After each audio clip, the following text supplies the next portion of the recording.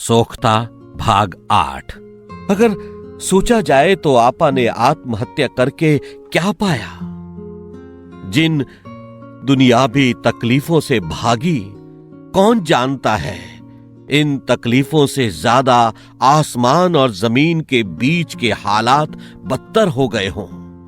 कहते हैं जो लोग जिंदगी से भागते हैं उनकी रूह को फरिश्ते आसमान में घुसने नहीं देते। उनको अपनी बाकी जिंदगी के वक्त जमीन और आसमान के बीच भटक भटक कर गुजारनी पड़ती है। हां, मां बाप को थोड़ी तकलीफ के बाद सुकून जरूर मिलेगा। बकरी अब नहीं चिल्लाती। उसको जब भी देखता हूं उससे लिपट जाने को दिल करता है।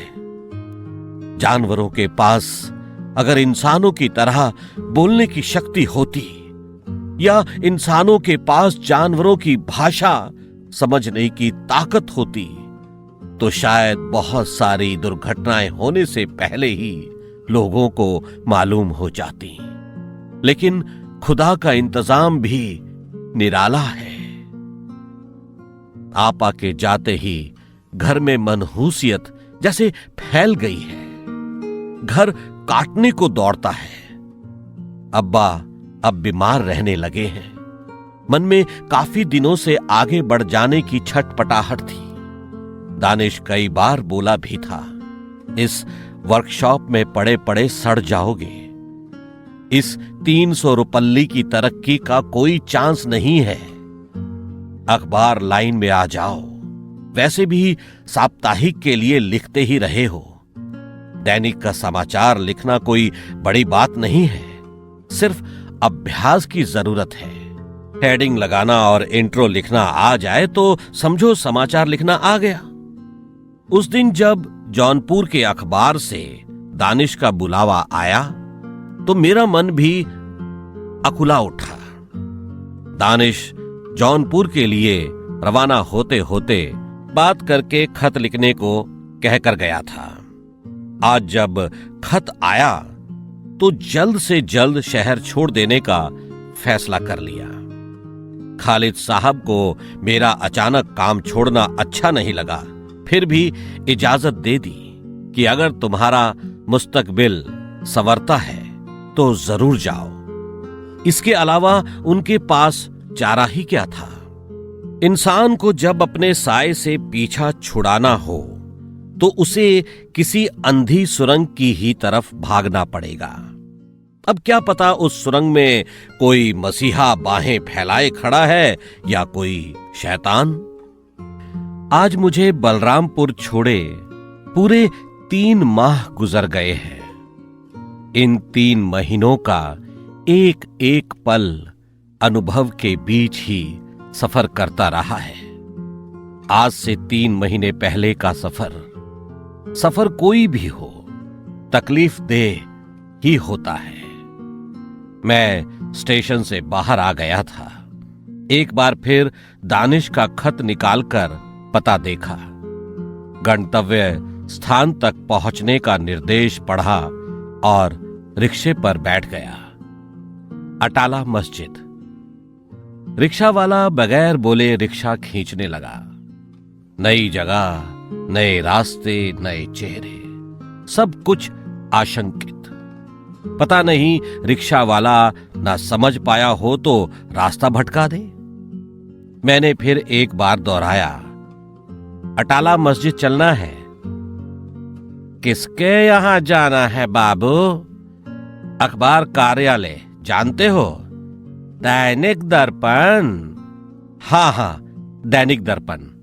मुझे इत्मीनान हो गया कि अब मैं आराम से सही स्थान पर पहुंच जाऊंगा। वैसे भी अखबार का नाम लेने के बाद भटकने की संभावनाएं कम हो गई थी। रिक्शा सीधा कार्यालय के सामने रुका। ऊपर एक बड़ा सा बोर्ड, दरवाजे से सटकर स्टूल पर बैठा खैनी ठोकता हुआ वर्दीधारी एक गार्ड। मैं अटैची रिक्शा पर ही छोड़कर उतर गया।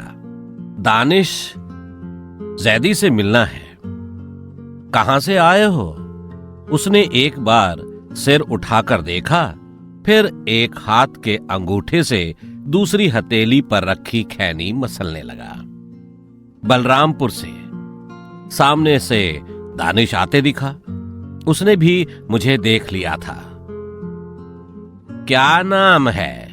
गार्ड ने रजिस्टर और पेन उठा लिया। अफरोज। मैं रिक्शा वाले की तरफ घूम गया। किराया चुकता करके अटैची और होल्डाल उतार लिया। आओ अफरोज, दानिश ने अंदर से ही आवाज दी। मैं गार्ड को नजरअंदाज करके आगे बढ़ गया। ऑफिस पर अच्छा पैसा खर्च किया गया था। प्लाईवुड से बिड़ा हुआ हर आदमी के लिए अलग अलग टेबल, टेलीप्रिंटर के लिए सेपरेट कमरा। मैनेजर से मिल लो, फिर चाय पीकर क्वार्टर चलते हैं। मैं समझ गया कि जहां मैं खड़ा हूं वहां मैनेजर का कमरा है। कुर्सी खाली थी। बगल के कमरे से अनवरत खिटखिट की आवाजें आ रही थीं। मैंने चारों तरफ नजरें घुमाई। ऊपर बने हुए खाने अखबार के बंडलों से भरे हुए थे। एक टेबल पर हिंदी के लगभग सभी मशहूर अखबार पड़े हुए थे। मैंने अखबार की तरफ हाथ बढ़ाया ही था कि दानिश की आवाज सुनाई दी। आओ, स्टाफ से मिलवा दूं। मैंने अखबार बगैर देखे वहीं छोड़ दिया और दानिश के पीछे बढ़ गया। दानिश ने कमरे में दाखिल होने से पहले ही बता दिया कि ये आवाज टेलीप्रिंटर की है। ये है पांडे जी, सदानंद पांडे, समाचार संपादक। इनकी सबसे बड़ी खूबी ये है कि ये इस संध्या दैनिक का लगभग सभी मेन लीड सुबह आने वाले प्रमुख दैनिकों की लीड से मिला देते हैं। दो टेलीप्रिंटों के बीच कुर्सी डालकर बैठे व्यक्ति ने सिर घुमाकर चश्मे को एक उंगली से ऊपर ढेला। और ये हैं अफरोज, खेल संपादक के लिए आए हैं। मैंने हाथ जोड़कर नमस्ते किया। अच्छा। इससे पहले किस अखबार में काम किया है? पांडे जी ने सीधा सवाल दागा। जी, बलरामपुर के ही एक अखबार वर्तमान समय में। दैनिक? नहीं, साप्ताहिक। दैनिक और साप्ताहिक में अंतर होता है, लेकिन आपको शिकायत का मौका नहीं मिलेगा। पांडे जी ने हाथ बढ़ाया और टेलीप्रिंटर से निकले हुए कागज को फाड़कर पेन के साथ मेरी तरफ बढ़ा दिया। लो, इसका समाचार बनाकर हेडिंग लगाओ। मैं मन ही मन कांप गया। दानिश ने बलरामपुर में ही सब कुछ समझा दिया था, फिर भी अचानक वो स्थिति आ जाने से मैं घबरा गया। अभ्यास ना होने की वजह से पढ़ने में भी परेशानी हो रही थी। एक बार कोशिश करके पूरा पढ़ गया, फिर हेडिंग लगाकर बढ़ा दिया।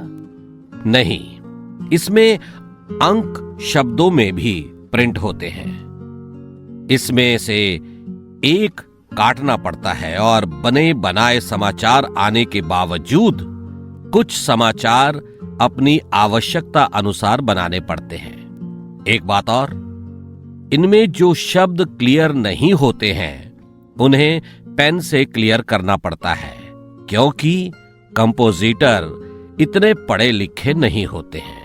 पांडे उस समाचार के फालतू शब्द काटने लगे। ठीक है, संपादक जी से बात कर लो। मैं तेजी से मुड़ा और तेजी से बाहर आ गया। दानिश ने पीछे से कंधे पर हाथ रखा। आओ, प्रेस में चलते हैं। मैनेजर के ही कमरे से लगे दरवाजे को धक्का देकर अंदर घुसा तो सामने बड़े से हॉल में लाइन में 10-12 कंपोजिटर कंपोजिंग में जुटे थे। उसी के बगल लंबे से दालान में सिलेंडर मशीन चल रही थी। दरवाजे के बगल भी एक कैबिनेट रखा हुआ था, पर आदमी नदारद था। उसके पीछे 2 आदमी खड़े पेज मेकअप कर रहे थे। बाहर से एक आदमी आते दिखा, गोरा चिट्टा, आंख पर हाई पावर वाला चश्मा चढ़ाए। यही है मैनेजर शेखर साहब। दानिश ने भी देख लिया था। नमस्ते करने के लिए मैंने अपने आप को तैयार कर लिया। शेखर साहब, अफरोज आ गए हैं। मैंने जल्दी से नमस्ते के लिए हाथ जोड़ लिए। नमस्ते। अच्छा अच्छा, आप ही हैं? उन्होंने दानिश की तरफ देखा। ठीक है, शाम को संपादक जी आवे तो उनसे बात करा दो। वो अपनी टेबल की तरफ बढ़ गए। दानिश के साथ मैं बाहर चाय की दुकान पर आ गया। शाम को बात कराए देता हूं, लग जाओगे, इसमें घबराने की कोई बात नहीं है। वैसे यहां संपादक के मायने काठ का उल्लू है। अखबार के बारे में कुछ आता जाता नहीं है। पैसा है इसलिए अखबार निकाल रहे। अनुभव पूछेंगे तो 2-4 अखबारों के नाम गिना देना।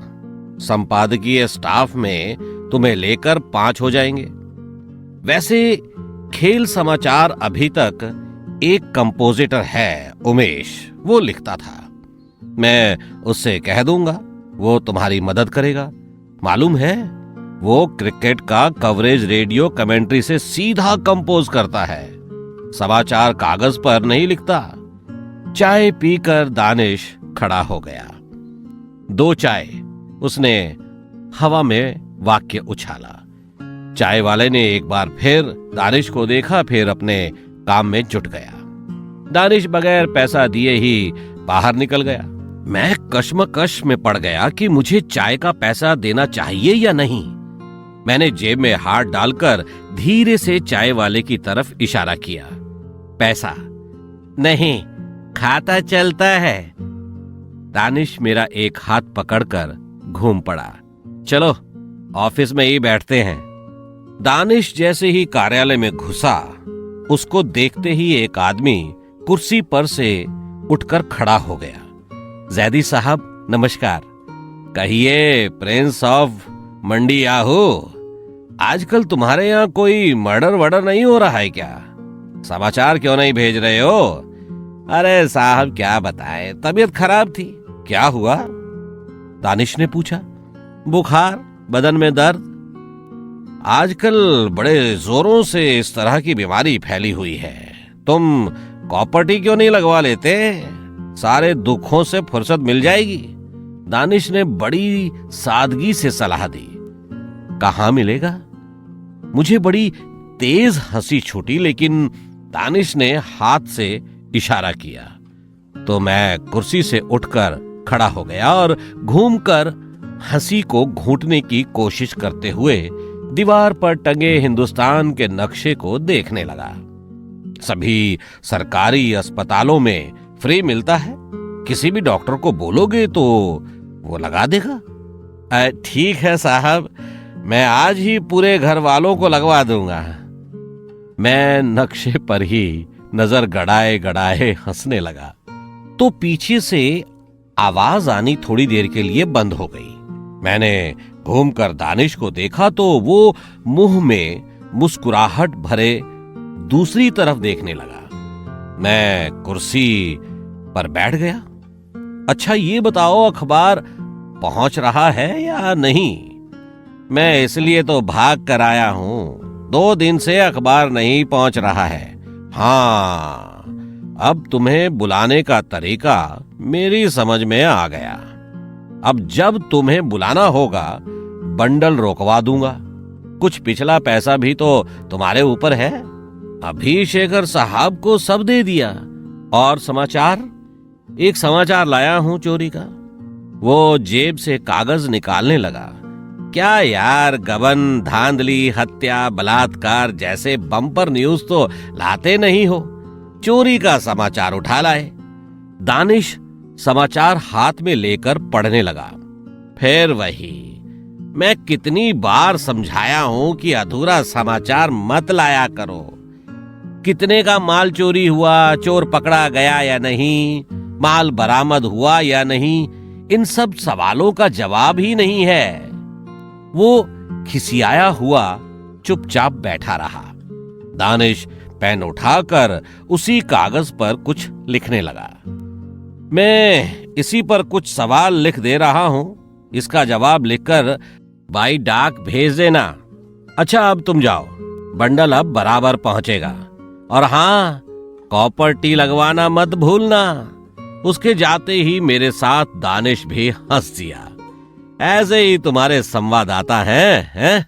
अरे उस्ताद, ये छोटे अखबारों की सबसे बड़ी परेशानी है, जो संवाददाता होगा वो हाकरी नहीं कर पाएगा, लेकिन ये हॉकर भी है और संवाददाता भी। ये हम दोनों की मजबूरी है। धीरे धीरे सब समझ जाओगे। ऐसे बहुत से संवाददाता हैं जो मात्र सूचना भेजते हैं। न्यूज हम ही लोगों को बनानी पड़ती है। 3-4 घंटे का इंतजार ऊबने के लिए काफी होता है। मैं भी ऊब गया। संपादक जी नहीं आए। इस बीच समाचार लिखने का अभ्यास करता रहा। समय काटने के लिए एक बार फिर मन हुआ कि जाकर टेलीप्रिंटिंग के सामने खड़ा हो जाऊं और अनवरत खिट खिट खिट खिट की आवाज के साथ निकलते शब्दों, वाक्यों को पढ़ूं। मैं टेलीप्रिंटर के सामने जाकर खड़ा हो गया। सदानंद बैठे टेप किए हुए रेडियो समाचार को कागज पर उतार रहे थे। समाचार पढ़ने के लिए मैंने ज्यों ही टेलीप्रिंटर से निकलते कागज को हाथ लगाया, सदानंद ने बड़ी ही बेरुखी से झिड़की दी। ए मिस्टर, डोंट डिस्टर्ब मी, बाहर जाइए। सिर भन्ना गया। अभी नौकरी पर भी नहीं लगा था, इसलिए पलटकर कुछ कह भी नहीं सकता था। मैं चुपचाप कमरे से बाहर आ गया। मैं बेहद ऊब चुका था। इस बीच दानिश ने संपादक जी से फोन पर संपर्क साधा। मेरे आने की सूचना दी।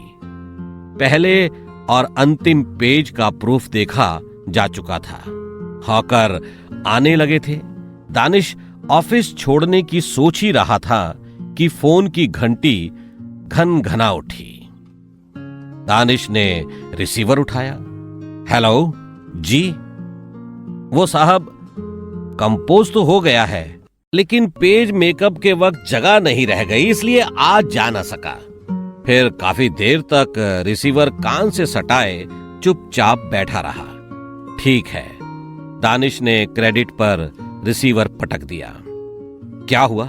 मैंने पूछा। ये सेठ साहूकर साले अखबार क्या निकालते हैं कि पत्रकारिता को अपनी रखैल समझ लेते हैं।